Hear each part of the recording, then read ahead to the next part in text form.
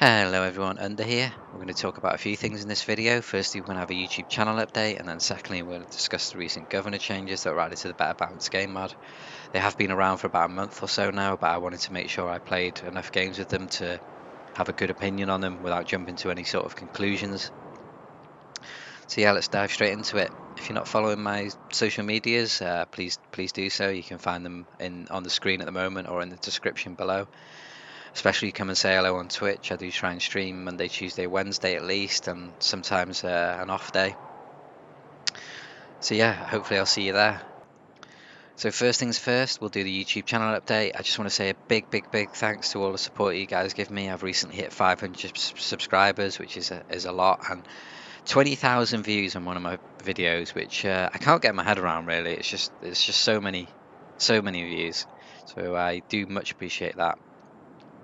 I will be taking a day off streaming to make YouTube content, so you guys can expect to see a lot more guides and analysis and whatever you guys want to see really. Just make sure you leave in the comments below what you want to see.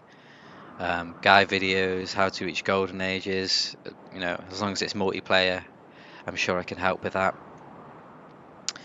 And yeah, I just wanted to say a big thanks, and I hope you guys are all staying safe out there with the COVID-19, but we won't dwell on that too much. Everyone's going on about that lately. And finally, the quality of the videos on YouTube should have shot up recently. I was using a wrong setting on OBS. I can't believe it took me until now to fix that, but hopefully you guys have noticed that.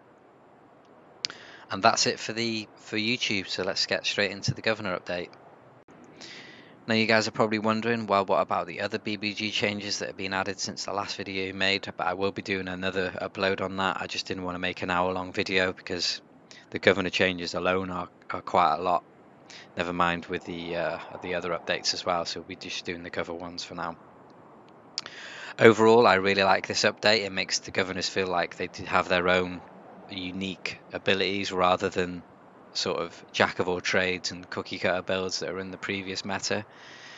Mainly putting Pingala in your capital, taking one culture per citizen and one science per citizen, and sometimes grants, and then just forgetting about it.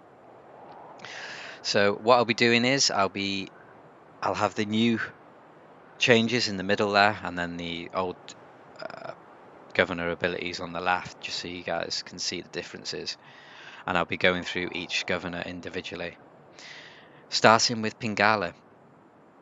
Now, Pingala used to be a jack of all trades, like I just mentioned. You just pick the one culture and one science promotions, and then just leave him. If you're going for a culture victory, you take grants and creator. If you're going for science, you pick grants and space initiative. It was just, if you didn't do that, you were sort of putting yourself behind. But now you've got a few more options.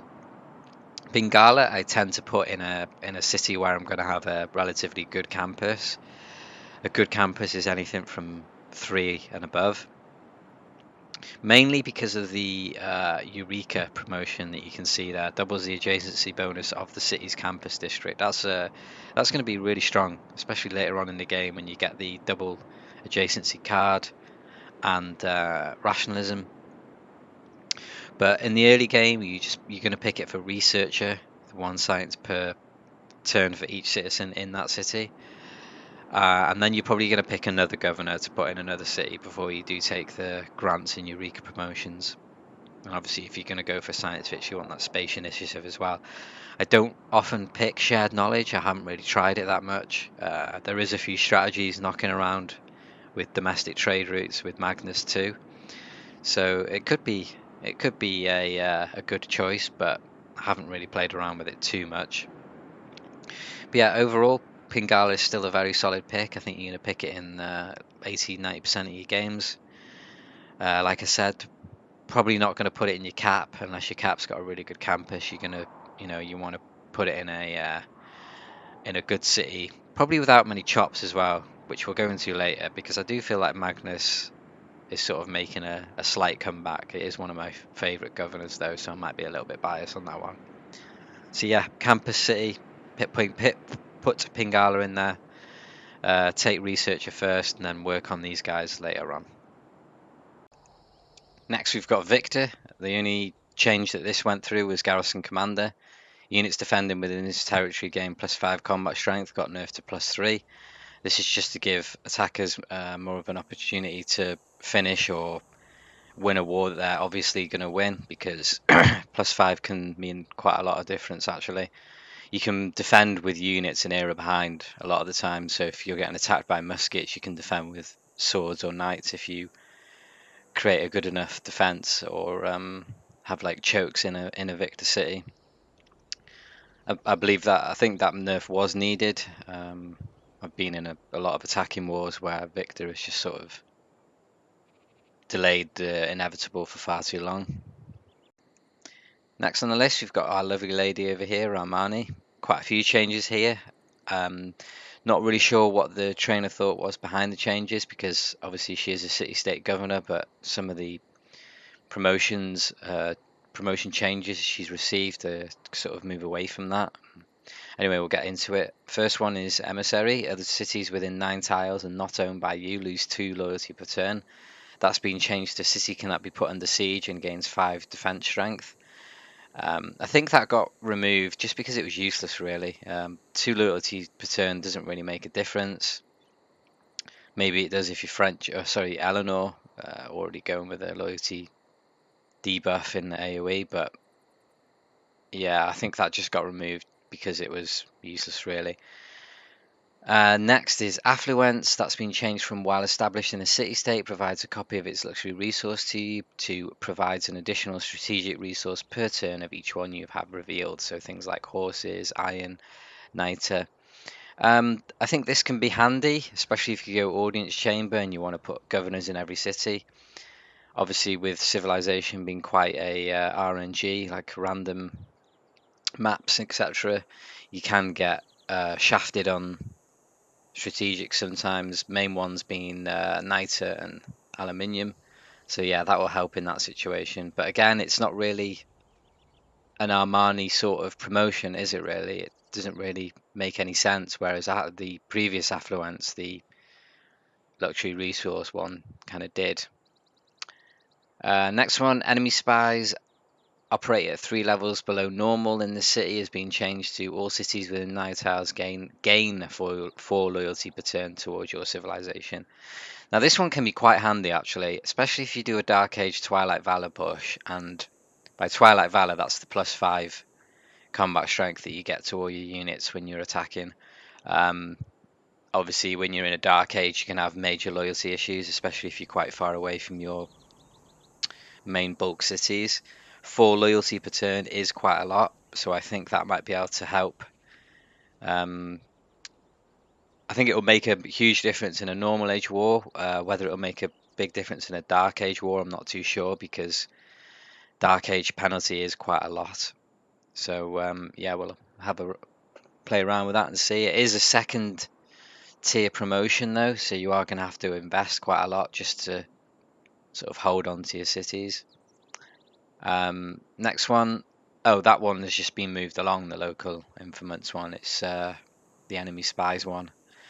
That's not been changed, so we'll talk about that. And puppeteer hasn't been changed either. Whilst I'm on the topic of not talking about things that haven't been changed, I will do a probably next. Actually, I'm going to make a full governor, like what to pick when style video. So we'll do that next. But for this video, we'll just go through the things that were changed. Next is probably the governor that's gone through the most changes. It's Moksha. This guy was previously a pure faith / religion governor, and now it's more of a mix between culture and faith. Trying to basically give faith a bit more of a multi-dimensional feeling rather than just monumentality, faith buying civilians, and then later on in the game faith buying units with Grandmaster's Chapel. So yeah, let's go through this one. Now the passive on this guy has changed. It's gone from religious pressure to adjacent cities is 100% stronger from this city to a 15% increase in culture generated by the city, and religious pressure is 50% stronger from this city. That got nerfed from 100 to 50% quite quickly because the passive spread was just bonkers. First promotion, Grand Inquisitor. We won't go through the names actually, it's kind of pointless. But the first promotion, 10 religious strength in theological combat in tiles of the city, has been removed, and in its place has been one culture per turn for each citizen in this city. That's the previous Pingala promotion. Now, this is one of the reasons I do like the governor overhaul, is because it makes you think now whether you like Pingala, the science per turn for each citizen promotion, and this, the connoisseur one, the one culture, are both still really important, and most of the time you are going to go for them early game. But it does give you a bit more things to think about whether you want to, which one you want to invest in more because of the later promotions, or whether you want to invest in, for example, Moksha at all. Anyway, yeah, that's been replaced with the previous Pingala promotion. Next, all governors units heal fully. All governors units heal fully in one turn in tiles of the city has been changed to city ignores religious pressure from religions not founded by the governor's player, and also gain faith equal to 25% of the construction cost when finishing buildings. That's not a change, that's just been moved. Next has been added, allows city to purchase districts with faith. That's been moved up a tier, so you don't have to invest as much into that promotion, because that is a super handy one. I have seen a few players use this and use it really well, but that was during the monumentality nerf, which has been reverted now, so maybe this won't see that much play anymore. I think maybe if you've got massive excesses in faith, you could make this work, but I think faith buying builders and settlers is going to be a bigger bang for your buck. Next, apostles and warrior monks trained in a city receive one extra promotion when receiving their first promotion. Has just been moved up. That's probably been moved up for the same reason as divine architect, just to make it a bit more accessible, because it's kind of hard to get all those promotions, especially when you have to go through bad ones. And finally, curator has been moved from last promotion of Pingala to last promotion Moksha. That's 100% tourism from great works of art, music, and writing in this city. Yeah, I think that kind of makes sense to put it there. I think it should still be a tier 3 promotion, because otherwise you're just going to start getting tourism way too early, and it works well with the one culture per turn for each citizen in this city. So yeah, I think I do like these changes actually. If I was trying to really be picky, I'd probably put a more culture focused promotion in place of divine architect, just so it makes a bit more sense to go down to curator. But yeah, apart from that, I think that's a really good change. Next, we've got the man himself, Magnus. I did say earlier on in the video that this is probably going to see a bit more play, but I think I've changed my mind on that. I have played a bit since then. I had some tournament games to play, so I had to focus on them. I don't know, it's just every time I pick it, I just seem to not do so great, and I guess I always think to myself, oh, I could have a bit more science or a bit more culture in place of this guy. So yeah, I don't know, it just feels a bit underwhelming sometimes, but we'll go through the changes anyway. No change to the passive. Surplus logistics has been changed slightly. It's just got the 2 production added to it. I have seen people play around with this promotion quite a lot, focusing a lot on internal trade routes, just getting loads and loads of production. It can help in bad cities as well, just to get them rolling. I haven't tried that tactic myself, but apparently it does work pretty well. Things like Dark Age Persia, maybe that could work on, and Mali it could work on too, where you get extra trade routes. Provision hasn't been changed. Next promotion increases the power provided by each resource of the coal power plant, oil power plant, and nuclear power plant by 1, and the production by 2. That's been changed to +4 production and +4 power provided by the city's coal, oil, or nuclear power plant. That's just giving it a buff, really, because that stage in the game, the 2 production just isn't much, and neither is 4 really. So I don't think that's going to be picked very often. Black Marketeer has been changed from strategic resources for units are discounted by 80% to are just not needed at all. I quite like that change actually. It works well with the chop passive. So you could put that in a city, take provision and black marketeer. Those two kind of work well together because you either choose to chop out cities if you need them, if you're in a simming position, or units for black marketeer, and you don't have to worry about getting limited by your resources, especially if you've had bad RNG like we spoke about earlier. So yeah, that's a good change. And vertical integration hasn't been changed at all. Another governor that's had quite a few changes is Liang. I do like the promotions in this tree. Looking at them now, I haven't really tried them out to be honest. So when this patch first came out, people were hard rushing Parks and Rec because that did have a lot of changes, which we'll speak about in a minute. But people have kind of realised it's not really worth all the heavy investment just to get there. Anyway, zoning commissioner, 20% production towards constructing districts in this city has been bumped up to 50%. It just makes it a bit more, a reason to take this governor, because 20% really isn't a lot. 50%, it kind of makes you think, oh yeah, maybe I will take that governor. Next, aquaculture has been changed from can construct the fishery improvement +1 food, half a housing, and +1 food if adjacent to a sea resources, and 1 production if Liang is in the city. The fishery has been moved to Caravel Tech now in the Battle Balance game mod, so that should have been completely removed and given to +1 food on the city's revealed resources. That's things like sheep, stone, etc. I guess that can be handy if you've got a lot of bonus resources. Problem is, a lot of them get chopped. Stone gets chopped a lot of the time, and so does copper. So yeah, I don't think that's going to see much play really. Reinforced materials hasn't changed. That is a really handy promotion, but I feel like that should be either the passive or along in the passive with the +1 builder charge, or a tier 1 promotion. I think having to get one of the other things is just too much investment. Maybe if you've got audience chamber and you need to put a governor in a city, you take these promotions. But apart from that, I don't think you'd go towards it. Next, +2 housing for every neighbourhood and aqueduct district in the city, and +1 amenity for every canal and dam district in the city has been removed. 2 housing for an aqueduct and a neighbourhood is a bit underwhelming. You get quite a bit of housing from that anyway, but I suppose it's a little bit extra helps.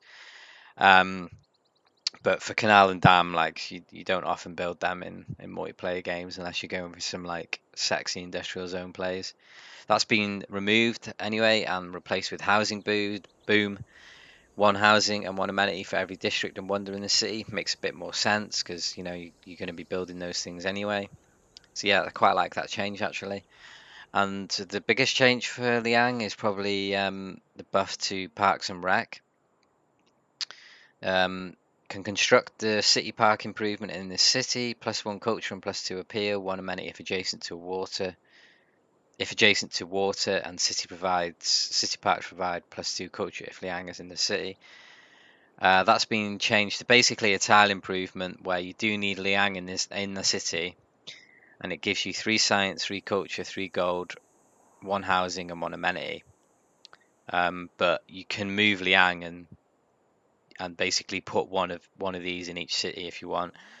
It does require Liang to be moved around every few turns, so I don't know. It's a bit of a headache, and it doesn't really work well with the other promotions. So yeah, I don't know. Liang is one of the governors that I don't really ever pick, to be honest, and I don't think many people do. Probably just an audience chamber one. And last but not least, we've got Rainer.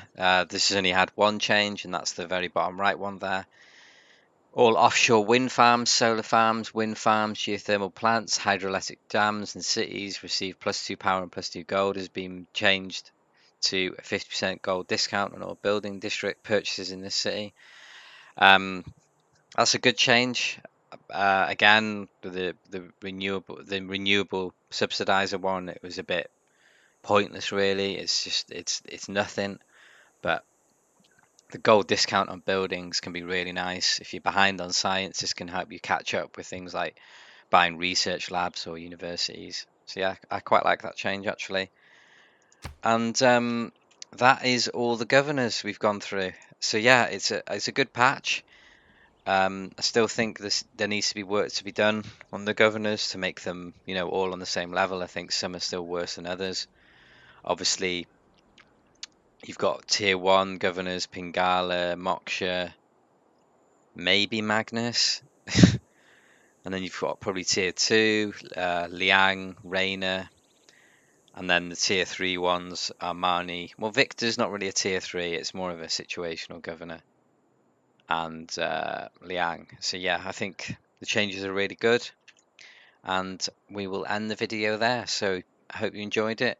If you've got any questions or recommendations for future videos, make sure you know say so in the comments. I'm starting to feel a bit more confident with the YouTube videos now. I was struggling at first, but I think we're getting the flow a bit better. Trying to say things like and are a bit less. So yeah, cheers for the support, guys. Make sure you follow, and I'll see you guys in the next one.